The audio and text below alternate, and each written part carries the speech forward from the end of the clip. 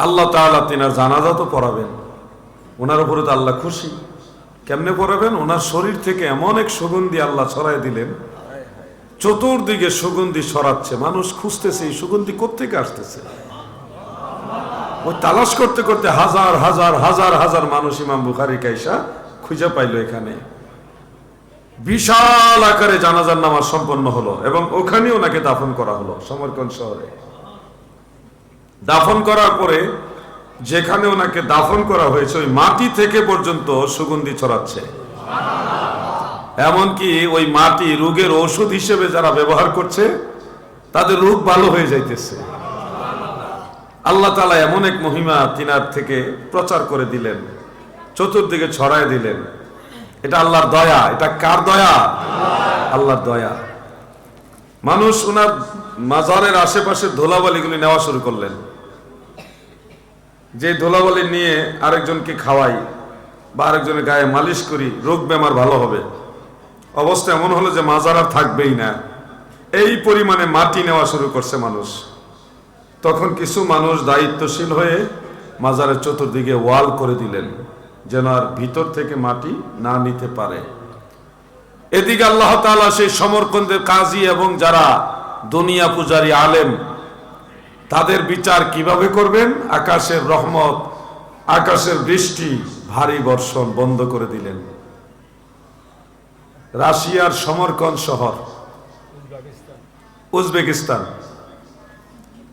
সেখানে বৃষ্টি বন্ধ, বৃষ্টি হয় না, বেশ অনেকদিন হলো বৃষ্টি নাই। এমন অবস্থা হলো, এখনের মতো আধুনিক কিছু তো তখন ছিল না, পানি সংগ্রহের মতো তেমন উন্নত কোনো ব্যবস্থা ছিল না। যার যে পানি ছিল প্রায় সবার পানি শেষ, খাবারের পানির সংকট, অজুর পানি সংকট, মানে পানির খুব ব্যাপক সংকট দেখা দিল, প্রায় দুর্ভিক্ষের মতো। তখন মানুষ হাওমাও করে চিৎকার করে বলতেছে, এটা কি হলো? আল্লাহ তাআলা আমাদের উপরে কেন বেজার হলো? আল্লাহ তাআলা আমাদের উপরে বৃষ্টি দিচ্ছে না কেন? সবাই চিন্তিত হয়ে গেল। সমরকন্দের কাজী বিচার করার জন্য তিনার বিচারালয়ের মধ্যে বসলেন। এমত অবস্থায় লোকজন এসে সবাই পানির কথা ওনাকে বলতেছে, কাজী সাহেব পানি নাই, পানির জন্য কি করা যায়? আপনি পরামর্শ দেন। তিনি আর কি পরামর্শ দিবেন? তাকে দেখে সাদা কাপড়, সাদা দাড়ি, সাদা টুপি, সাদা পাগড়ি, সাদা জুব্বা, জান্নাতি সাজে সজ্জিত একজন দরবেশ, একজন আল্লাহওয়ালা বান্দা কাজীর দরবারে এসে বলতেছে, সালাম দিয়ে বলতেছে, আপনি অনুমতি দিলে আমি একটা স্বপ্নের কথা বর্ণন করব, আর না হয় আমি বর্ণন করব না। কাজী বলল, নিশ্চয় তুমি তোমার স্বপ্নের কথা বলবে, বলো। তখন ওই দরবেশ বলতেছে, আমি স্বপ্নে দেখেছি এই শহরে, এই সমরকন্দে কিয়ামত পর্যন্ত কোনোদিন বৃষ্টি হবে না। কেন হবে না? কারণ আপনারা আল্লাহর রহমত যার উসিলায় বর্ষিত হয়তো তাকে কষ্ট দিয়েছেন, তাকে এই শহর থেকে বের করে দিয়েছেন, এই জন্য আমার আল্লাহ নারাজ হয়েছে। যদি ওই ইমাম বুখারীর মাজারের কাছে গিয়ে ক্ষমা না চান, তিনি যদি রুহানি জগৎ থেকেও আপনাদেরকে ক্ষমা না করেন, কোনোদিন এই নগরে আর বৃষ্টি হবে না। তখন কাজী বলতেছে, তুমি উত্তম স্বপ্নে দেখেছো, চলো আমরা এই মুহূর্তেই ইমাম বুখারীর মাজারের কাছে যাব।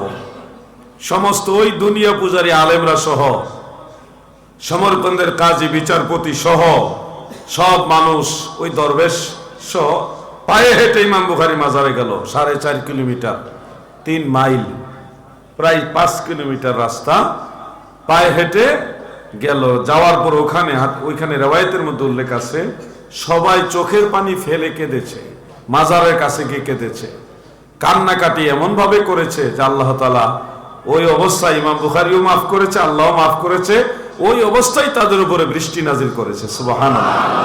7 দিন বৃষ্টি হয়েছে, একটানা। কয়দিন? 7 দিন বৃষ্টি হয়েছে। মরুভূমি এলাকা, ওখানে পানির বড় সংকট, পানির বড় অভাব।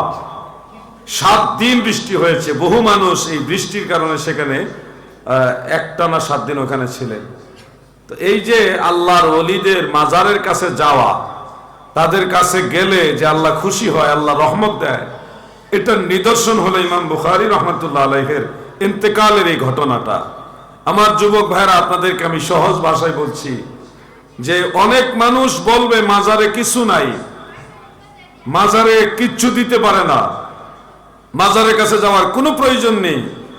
আমি বলবো ঠিক আছে, মাজারে কিচ্ছু নাই, তুমি কি মসজিদে কিছু দেখাইতে পারবে? মাদ্রাসায় কিছু দেখাতে পারবে? মসজিদ আল্লাহর একটা পছন্দের জায়গা, মাদ্রাসা আল্লাহ এবং আল্লাহ রসুলের পছন্দের জায়গা। আর মাজার, এখানে আল্লাহর ওলি ডাইরেক্ট আছে, আল্লাহর বন্ধু সেখানে আছে। সব কয়টা জায়গা আল্লাহ তাআলার দরবারে সম্মানিত জায়গা, মনোনীত জায়গা। এই জায়গাগুলিকে আল্লাহ পছন্দ করে। মসজিদে গেল আল্লাহ পছন্দ করে, মাদ্রাসায় গেল আল্লাহ পছন্দ করে, আল্লাহর ওলিদের মাজারে গেল আল্লাহ পছন্দ করে। এগুলি পছন্দের সাথে জড়িত। আমরা যারা মাজার বিদ্বেষী, অলিউল্লাহ বিদ্বেষী, দরবার বিদ্বেষী, আমরা যেন এই বিষয়গুলো আরো গভীরভাবে চিন্তা করি।